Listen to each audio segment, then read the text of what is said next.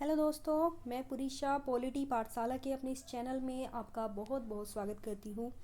और जैसे कि आप देख पा रहे हैं, यहाँ पे लिखा है गुट निरपेक्ष आंदोलन यानी कि नॉन अलाइन मूवमेंट। तो फ्रेंड्स, आज हम बात करने वाले हैं गुट निरपेक्ष आंदोलन के बारे में कि नॉन अलाइंड मूवमेंट क्या था। तो जो भी लोग नेट की तैयारी कर रहे हैं, तो जो भी पॉलिटी से नेट की तैयारी कर रहे हैं, तो उनके सिलेबस में एज ए टॉपिक लगा है गुट निरपेक्ष आंदोलन। तो इसको पढ़ना नेट वालों के लिए तो बहुत इम्पोर्टेंट हो ही जाता है। और अदर एग्ज़ाम में भी इसके बारे में काफ़ी पूछा जाता है। आईआर का आपका ये टॉपिक है। तो हम देखते हैं, एक आईआर के टॉपिक से तो इम्पोर्टेंट है ही है। और अगर हम बात करें इंडियन फॉरेन पॉलिसी की, तो इंडियन फॉरेन पॉलिसी में आप जानते हो कि गुट निरपेक्षता अपने आप में एक बहुत बड़ा रोल रखती है। तो हम पढ़ते हैं गुट निरपेक्ष आंदोलन के बारे में। पहले हम बात करते हैं कि गुट निरपेक्ष आंदोलन क्या है। तो इससे पहले कि हम गुट निरपेक्ष आंदोलन को पढ़ें, हमें इसकी पृष्ठभूमि को समझने के लिए हमें कोल्ड वॉर को समझना पड़ेगा। हालांकि कोल्ड वॉर जो है वो आपके नेट के सिलेबस में नहीं लगा है, बट अगर हमें गुट निरपेक्ष आंदोलन को समझना है, अगर हमें नॉन अलाइंड मूवमेंट को समझना है, तो उसके लिए हमें कोल्ड वॉर को समझना पड़ेगा। आपको पता होगा, कोल्ड वॉर से पहले भी 2 वर्ल्ड वॉर हो चुके थे। अगर हम बात करें फर्स्ट वर्ल्ड वॉर की, तो आपको पता है कि 1914 से लेके 1918 तक आपका फर्स्ट वर्ल्ड वॉर चला था। अगर हम सेकंड की बात करें, तो सेकंड वर्ल्ड वॉर जो है वो आपका 1939 से लेके 1945 तक चला था। तो ये फर्स्ट वर्ल्ड वॉर और सेकंड वर्ल्ड वॉर की बात हो गई है। अब जैसे ही सेकेंड वर्ल्ड वॉर ख़त्म होता है, सेकेंड वर्ल्ड वॉर कैसे ख़त्म होता है, पहले अमेरिका ने सेकेंड वर्ल्ड वॉर में पार्टिसिपेट नहीं किया था, लेकिन ब्रिटेन के कहने पे, क्योंकि जब सेकेंड वर्ल्ड वॉर चल रहा था तो ब्रिटेन को जो है बहुत ज़्यादा नुकसान हो चुका था सेकेंड वर्ल्ड वॉर से। और ब्रिटेन की जो आर्थिक हालत थी वो भी बहुत कमज़ोर हो चुकी थी।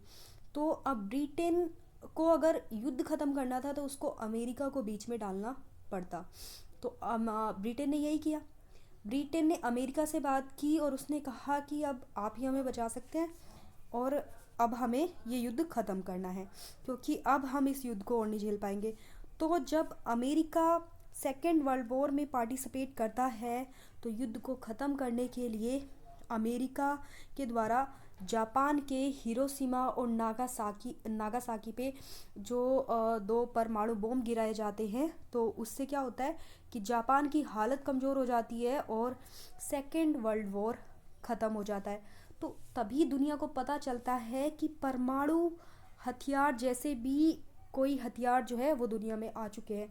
पहली बार दुनिया देखती है कि परमाणु बम क्या थे और उसका असर क्या था। तो ये कितने भयानक हथियार दुनिया में बन चुके हैं, ये पहली बार दुनिया को पता चलता है।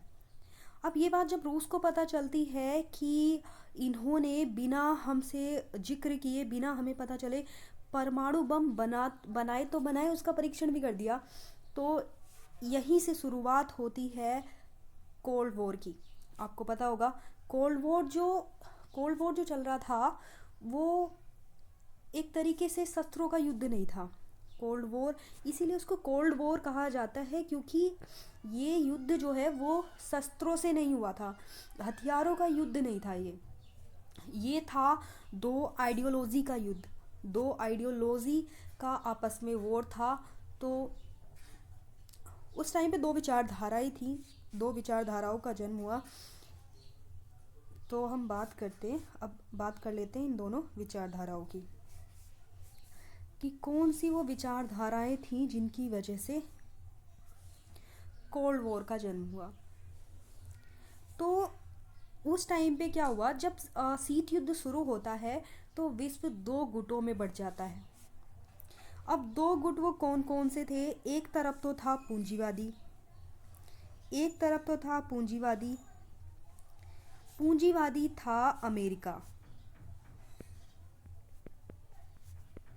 पूंजीवादी विचारधारा का जो समर्थक था वो था अमेरिका, और दूसरी तरफ थी साम्यवादी विचारधारा। और साम्यवादी विचारधारा का समर्थक था सोवियत संघ, जिसको आज हम रूस के नाम से जानते हैं, जिसको आज हम रूस कहते हैं, वो पहले सोवियत संघ हुआ करता था। तो दो विचारधाराएं थी, एक पूंजीवादी और एक साम्यवादी विचारधारा। पूंजीवादी विचारधारा जो रखता था वो था अमेरिका, और साम्यवादी विचारधारा का समर्थक था सोवियत संघ। अब क्या हुआ, इन दो विचारधाराओं के आधार पे विश्व दो गुटों में बंट गया। जब कोल्ड वॉर शुरू होता है तो विश्व दो गुटों में बंट जाता है। एक गुट था जो था अमेरिका, और दूसरा गुट जो था वो था सोवियत संघ। अब क्या होता है कि उस टाइम पे पूरा का पूरा जो विश्व था वो इन दोनों की तरफ चला गया।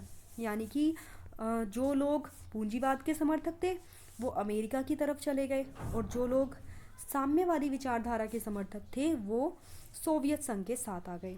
अब क्या हुआ, सभी के सभी देश इस तरीके से जुड़ते जा रहे थे, आधे अमेरिका की साइड और आधे सोवियत संघ की साइड। अब क्या होता है, उस टाइम पे 1945 के बाद, अब देखिए क्या होता है कि 1945 से 1950 के बीच जो बहुत सारे छोटे छोटे देश जो आज़ाद हुए थे उसमें एशिया, अफ्रीका और लैटिन अमेरिका के देश थे। लैटिन अमेरिका, तो ये एशिया के देश इसमें शामिल थे जो 1945 से 50 के बीच आज़ाद हुए। अफ्रीका के देश इसमें शामिल थे, और लैटिन अमेरिका के देश इसमें शामिल थे। तो अब ये बहुत सारे जो छोटे छोटे देश आज़ाद हुए थे, अब इनके सामने एक बहुत बड़ी चुनौती क्या थी कि इनकी जो आर्थिक स्थिति थी, ये क्या है, पहले बहुत सारे जो बड़े बड़े देश हुआ करते थे, चाहे फ्रांस हो, जापान हो या फिर ब्रिटेन हो, तो इनकी कॉलोनी बने हुए थे ये देश, पहले छोटे छोटे देश जो थे। तो जब ये आज़ाद हुए तो इनके सामने एक बहुत बड़ी चुनौती थी कि ये इनको अपना विकास करना था, और इनका जो पूरी की पूरी जो व्यवस्था थी वो एक तरीके से पूरी तरीके से नष्ट हो चुकी थी। अंग्रेजों ने या जो भी देश इन पे शासन करने आए, जिन्होंने भी इनको उपनिवेश बनाया अपना, तो वो सब क्या है, यहाँ की जो धन संपत्ति थी, जो भी इनके पास पैसा था, जो भी संसाधन थे, वो सब लूट के ले गए थे। तो जब इनको छोड़ के गए वो लोग, इनको जब स्वतंत्र छोड़ के गए तो इनके पास कुछ नहीं बचा था, तो सबकी हालत जो है वो बहुत ही गरीब हो गई थी। अब इनको दोबारा डर था कि अगर हम ये जो दोनों विचारधाराओं वाले देश थे, अमेरिका और दूसरी तरफ था साम्यवादी विचारधारा वाला देश सोवियत संघ, तो अब इनके सामने क्या समस्या थी कि अगर हम इन दोनों गुट में से किसी के भी साथ गए तो हम इनके प्रभाव में आ जाएंगे, फिर से इनके प्रभाव में आ जाएंगे। और उस टाइम पे ये नए नए स्वतंत्र हुए थे, इतने टाइम तक इन्होंने गुलामी फेस की थी, तो वो नहीं चाहते थे कि हम दोबारा से किसी महाशक्ति के साथ जाएं और हम फिर से जो है उनके गुलाम बन के रह जाएं। तो और दूसरी समस्या जो इनके सामने थी कि इनको अपना विकास करने के लिए, अपनी व्यवस्था को डेवलप करने के लिए ज़रूरत थी कि जो दोनों विचारधाराओं वाले देश थे, जो पूंजीवादी देश या साम्यवादी देश, तो उन दोनों की ज़रूरत थी कि उन दोनों से ही जो है हमारे अच्छे संबंध रहें, ताकि हम जो है अपना जो विकास है, जो उनके सामने बहुत सारी समस्याएं थी, विकास के नाम पे कुछ था नहीं, संसाधन भी नहीं थे और पैसा भी नहीं था, तो ज़रूरत थी पैसों की, संसाधनों की, अच्छी टेक्नोलॉजी की ज़रूरत थी, और ये सब किसी एक गुट में जाके पॉसिबल नहीं हो पाता। तो अब इन देशों के सामने ये बहुत बड़ी समस्या थी कि अब क्या किया जाए।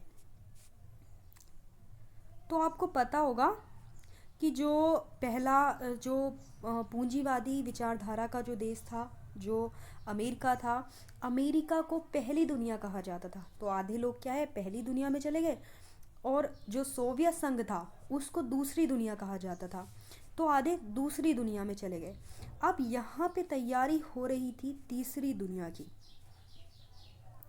आगे देखते हैं कि क्या होता है।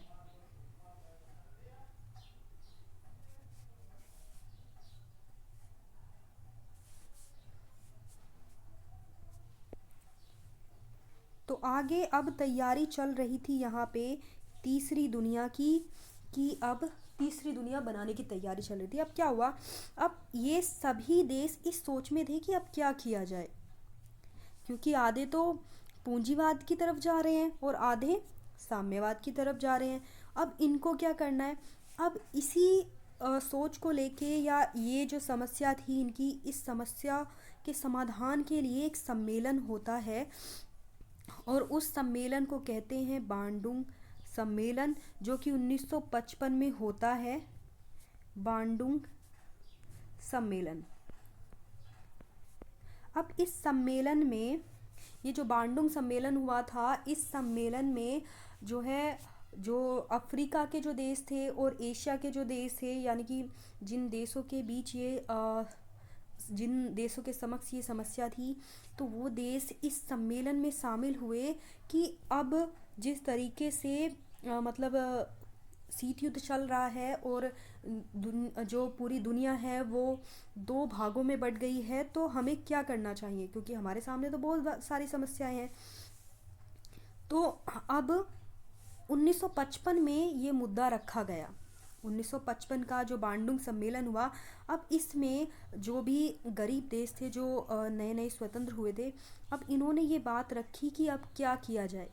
तो यहाँ पे इन्होंने एक समाधान निकाला, और वो समाधान ही था गुट निपेक्स आंदोलन, कि हम नॉन अलाइंड मूवमेंट बनाते हैं, यानी कि ये होगी तीसरी दुनिया। इसको नाम दिया गया तीसरी दुनिया का। तीसरी दुनिया यानी कि नॉन अलाइंड मूवमेंट, गुट निपेक्स आंदोलन, यानी कि हम दोनों में से किसी भी गुट में शामिल नहीं होंगे। ना अमेरिका के साथ जाएंगे हम, ना सोवियत संघ के साथ जाएंगे। हम क्या है, अपनी एक नई दुनिया बनाएंगे, और वो नई दुनिया को नाम दिया गया तीसरी दुनिया का। अब गुटनिरपेक्षता की जो नींव थी वो बांडुंग सम्मेलन में 1955 में पड़ चुकी थी। इसलिए जो है, ये जो बांडुंग सम्मेलन हुआ था, इसको गुटनिरपेक्ष आंदोलन का मील का पत्थर कहा जाता है। तो ये बात भी आपने याद रखनी है। अगर एग्ज़ाम में क्वेश्चन आ जाए कि गुटनिरपेक्ष आंदोलन की नींव कब रखी गई, तो एक तरीके से कह सकते हैं कि इसकी जो नींव है वो एक तरीके से बांडुंग सम्मेलन में रख दी गई थी। 1955 में जो हुआ था बांडुंग सम्मेलन की जो डेट है, जो टाइम है, वो आपको बहुत अच्छे से याद रखना है। बांडुंग सम्मेलन के बारे में भी आपको बहुत अच्छे से याद रखना है, क्योंकि गुटनिरपेक्ष आंदोलन के में अगर हम देखें तो ये बहुत ही इम्पोर्टेंट है। तो फ्रेंड्स, हमने बात कर ली बांडुंग सम्मेलन की, तो अब हम बात करते हैं इसकी स्थापना की। अगर हम स्थापना की बात करें तो इसकी जो स्थापना हुई थी वो 1961 में हुई थी। 1961 में जब इसकी स्थापना हुई थी तो 3 इसके संस्थापक देश कहे जाते हैं। उसमें से अगर हम बात करें तो एक है भारत, सेकंड है यहाँ पे यूगोस्लाविया,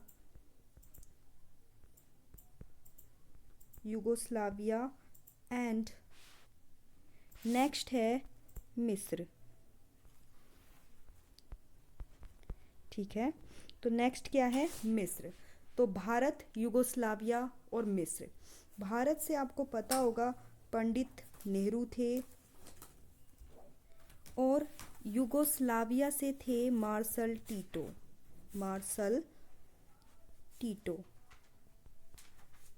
और मिस्र से थे नासिर। तो ये 3 संस्थापक देश इसके कहे जाते हैं। तो भारत से पंडित नेहरू थे, और यूगोस्लाविया से मार्शल टीटो थे, और मिस्र से नासिर थे। 3 संस्थापक देशों के बारे में भी आपसे पूछा जा सकता है, और इनके कौन से प्रतिनिधि थे जो इसके संस्थापक रहे हैं, तो उनके बारे में भी यहाँ पे पूछा जा सकता है। तो आपको याद रखना है कि इसकी फॉर्मेशन कब हुई थी, नींव कब पड़ी, या कौन इसके 3 संस्थापक देश थे। सो नेक्स्ट हम बात करते हैं इसके सम्मेलन के बारे में। तो सबसे पहले हम देखते हैं कि जो इसका सम्मेलन है वो 3 साल में एक बार होता है। 3 साल में एक बार इसका सम्मेलन होता है। ये बात आपको अच्छे से याद रखनी है, एग्ज़ाम में पूछा भी जा सकता है, अभी एक एग्ज़ाम में पूछा भी गया था। तो 3 साल में एक बार इसका सम्मेलन होता है, ये आपने याद रखना है।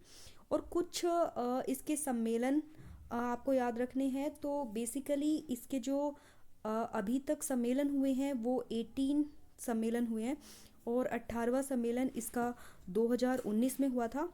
तो कौन कौन से सम्मेलन आपको मोस्ट इम्पॉर्टेंट है जो आपको याद रखने हैं, तो इसमें सबसे पहले हम बात करते हैं इसका जो पहला सम्मेलन हुआ था। तो पहला इसका जो सम्मेलन हुआ था वो हुआ था बेलग्रेड में। बेलग्रेड पहला इसका सम्मेलन जो हुआ था बेलग्रेड में हुआ था। और कब हुआ था, तो ये 1961 में हुआ था जब इसकी नींव रखी गई थी। और उस टाइम पे इसमें 25 देश शामिल थे। तो पहला सम्मेलन इसका बेलग्रेड में होता है और 1961 में होता है और 25 देश उसमें शामिल थे। इसके बाद आपको याद रखना है इसका 7th अमेंडमेंट। 7th अमेंडमेंट जो है इसका वो हुआ था अजरबैजान में। अजरबैजान में नहीं हुआ था, ये वाला सम्मेलन जो है आपका वो इंडिया में हुआ था। तो ये सम्मेलन आपको इसलिए याद रखना है 7th, क्योंकि ये भारत में हुआ था।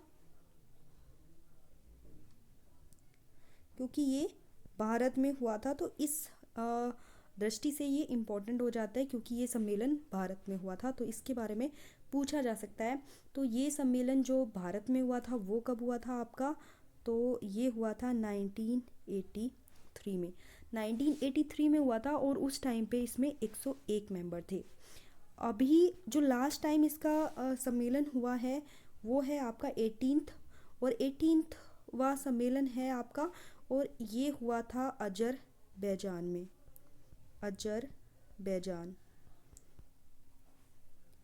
अजरबैजान में हुआ था ये 2019 में और प्रेजेंट में इसमें 120 मेंबर हैं।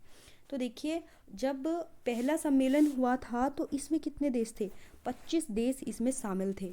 और प्रेजेंट में इसमें कितने देश शामिल हैं, तो 120 देश शामिल हैं, 120। तो ये बात आपको याद रखनी है कि जब इसका पहला सम्मेलन हुआ था तो 25 देश शामिल थे और प्रेजेंट में 120 मेंबर इसमें हैं। तो उसके बाद जो है एक चीज़, ये तो हमने 3 सम्मेलन पढ़े बेसिकली, जो मुझे इम्पोर्टेंट लगे वो मैंने बता दिए। बट ऊपर के 3-4 और नीचे के 3-4 जो सम्मेलन हैं वो आपको याद रखने हैं कि कहाँ कहाँ पे हुए हैं और कब हुए हैं, इतना आपको ध्यान में रखना है। और इस तरीके से आप काउंट कर सकते हैं क्योंकि इसका जो सम्मेलन है वो 3 साल बाद होता है, यानी कि हर तीसरे साल में इसका शिखर सम्मेलन होता है। तो अब जो है इसका शिखर सम्मेलन जो होना है वो 2022 में होना है। तो 2022 में इसका नेक्स्ट शिखर सम्मेलन होना है। कहाँ होना है ये आप देख लेना, 2022 चल रहा है अभी, तो एक बार आप सर्च कर लेना कि ये जो 2022 वाला सम्मेलन है वो कहाँ पे होने वाला है। मैंने सर्च किया था बट कुछ क्लियर पता नहीं चला, तो आपको ध्यान रखना है क्योंकि मोस्टली ये पूछा जा सकता है क्योंकि अभी रिसेंटली जो इस पर नेट का एग्ज़ाम होने वाला है उसमें पूछा जा सकता है कि 2022 का जो घुटने पे एक सम्मेलन होना है वो कहाँ पे होना है, क्योंकि एज ए टॉपिक भी ये हमारे सिलेबस में लगा है। तो ठीक है, ये बात हो गई सम्मेलन की। और इसके अदर भी आपको सारे जो गुटनिबिक सम्मेलन हैं इसके वो एक बार पढ़ लेने हैं, लेकिन ऊपर के 3-4 और नीचे के 3-4 और बेसिकली जो इंडिया में हुआ था वो आपको याद रखना ही रखना है। एक चीज़ जो आपको इसमें और याद रखनी है कि इसमें विश्व के लगभग 55% देश इसमें शामिल हैं, ये बात आपको याद रखनी है कि विश्व के लगभग 55% देश इसमें शामिल हैं। और बात करें यूएनओ की, यूएनओ जिसकी स्थापना 1945 में हुई थी, तो यूएनओ के लगभग टू थर्ड जो मेंबर हैं, यानी कि टू थर्ड जो कंट्रीज़ हैं वो इसमें शामिल हैं।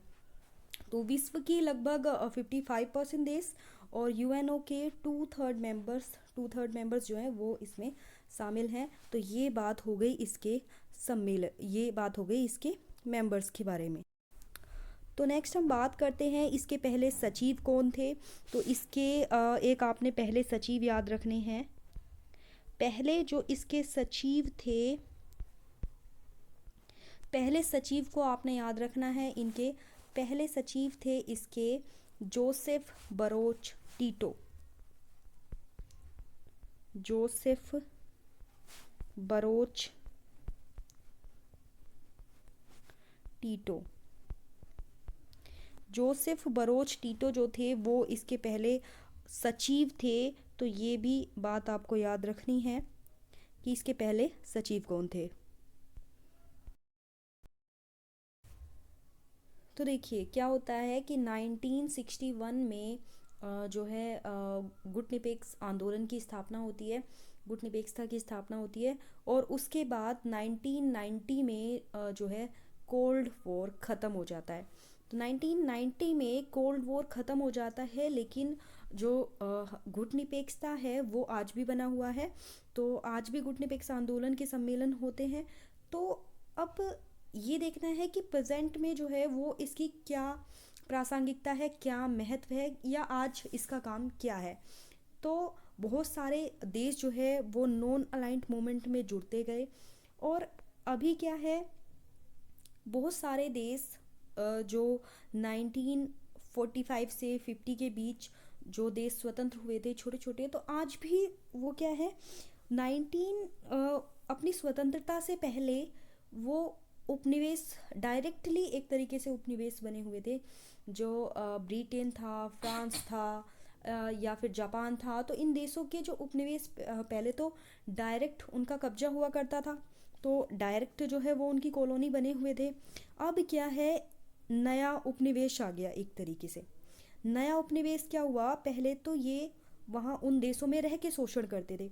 अब क्या करने लगे हैं ये लोग, टेक्नोलॉजी के नाम पे या फिर ट्रेड के नाम पे, व्यापार के नाम पे क्या है, जो छोटे छोटे विकासशील देश हैं उनका शोषण कर रहे हैं। तो एक तरीके से पुराना जो उपनिवेशवाद था वो तो ख़त्म हो गया, लेकिन जन्म हुआ एक नए उपनिवेशवाद का जो आज भी चल रहा है। इसीलिए एक ऐसे संगठन की ज़रूरत है जो कि एक गुट में शामिल होके अपने अधिकारों के लिए लड़ सके, अपने अधिकारों की मांग कर सके। तो प्रेजेंट में इसकी जो गुटनिरपेक्ष आंदोलन है उसने मांग की सुरक्षा परिषद के विस्तार की और नई अंतर्राष्ट्रीय अर्थव्यवस्था की मांग शुरू की। तो इससे क्या है कि आज जो गुटनिरपेक्ष आंदोलन है वो विकासशील देशों को एक मंच प्रदान करता है कि वो अपने हितों को एक तरीके से सम्मिलित होके जो है उठा सके। तो आज इसकी जो प्रासंगिकता है वो इस रूप में बनी हुई है। So friends, non aligned movement के बारे में हमने देख लिया।